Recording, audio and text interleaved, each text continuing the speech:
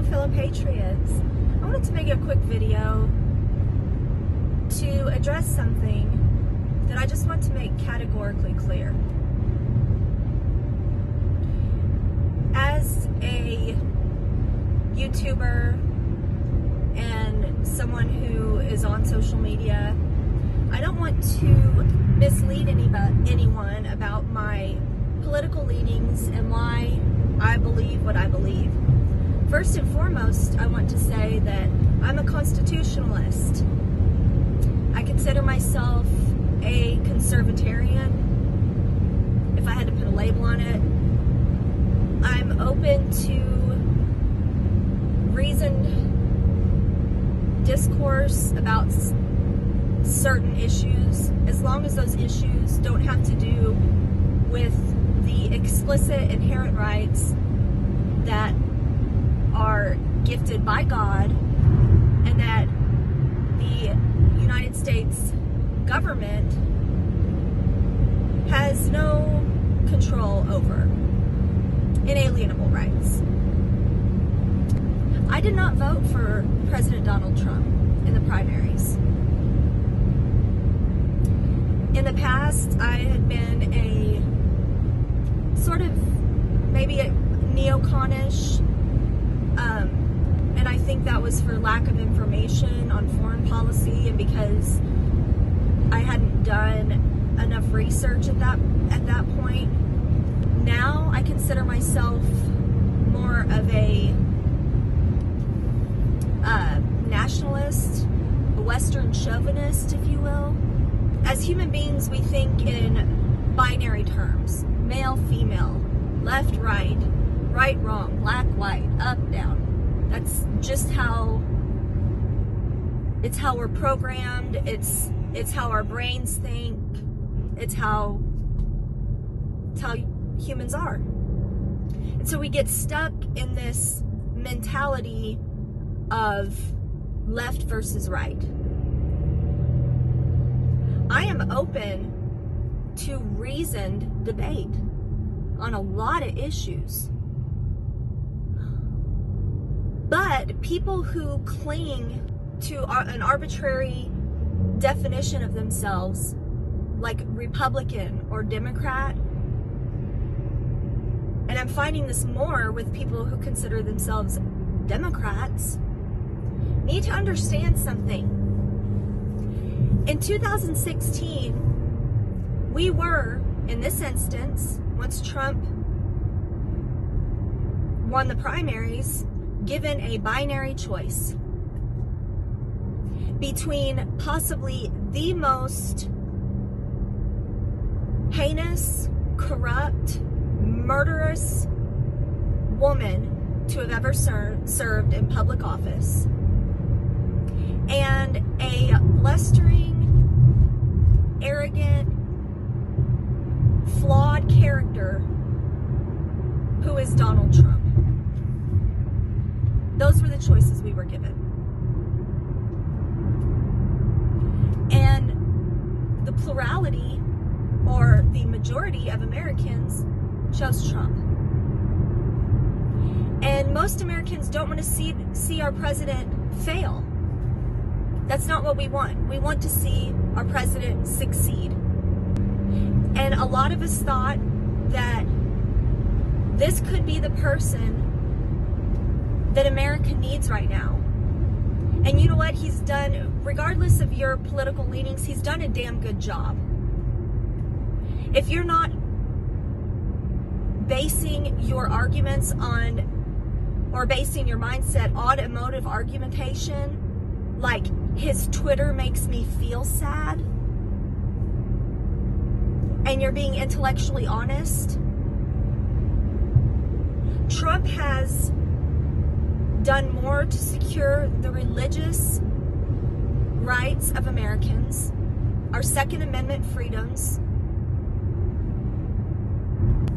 not to mention tamping down the abortion of a foreign policy that we saw with our last president, a Middle East that was in shambles, North Korea, who everyone thought that we would be on just the verge of a nuclear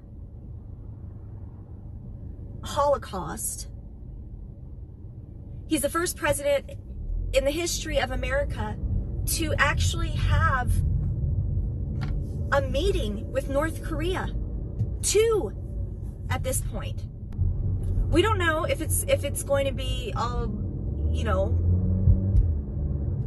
rainbows and lollipops with North Korea. We don't know, but at least he tried. At least he was the dude to make it happen, make a meeting happen with the man. He's unleashed our economy.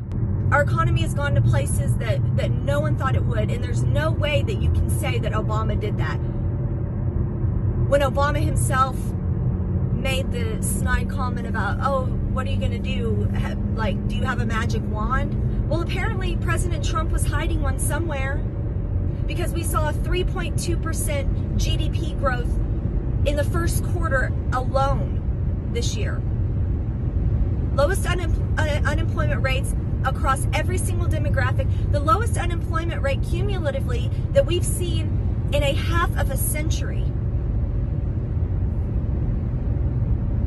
So, we need to stop all this Democrat-Republic nonsense. And people need to understand why people who support our president now are happy. We're happy with what has transpired. We're happy with what he's done. He's kept all of his promises. And as of now, the Democratic Party, if I'm still using that same metric to cast my vote, is not concerned with the real issues in our nation. They're not concerned with any of it. They're concerned with letting someone who time bombed an 8-year-old, they're concerned with giving him a vote that 8-year-old never got with the Boston Marathon bomber. They're real concerned about that. They're concerned about implementing policy identical to the policy that we saw in Venezuela. And this past week, we saw some people in Venezuela get mowed down by tanks and have no guns to defend themselves. That's what socialism does. Not sometimes, not on occasion, always. And you can sit there and fillet all you want and, talk about, bluster all you want about how that was a dictator who did that. A dictator in a socialist regime, but I repeat myself, because it always ends that way. I'm not saying Bernie Sanders would be that person. I'm not even saying that Kamala Harris would be that person, or even the person that comes after them. I'm saying that at some point, when the government has that much control, a psychopath always steps in. So I'm going to go ahead and check the no box for socialism at this point, y'all. And as far as Joe Biden, the glowing reviews of his rollout, glowing reviews if you're a freaking liar.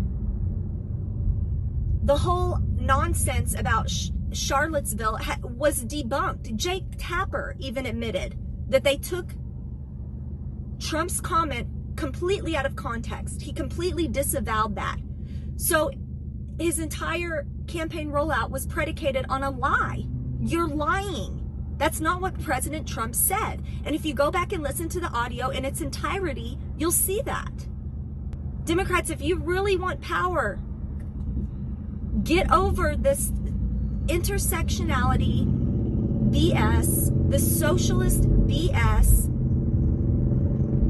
the lies about President. You're not going to get it on anybody's good side with taking his quotes out of context and lying. You will get nowhere. That's why people who lean conservative in nature support Trump.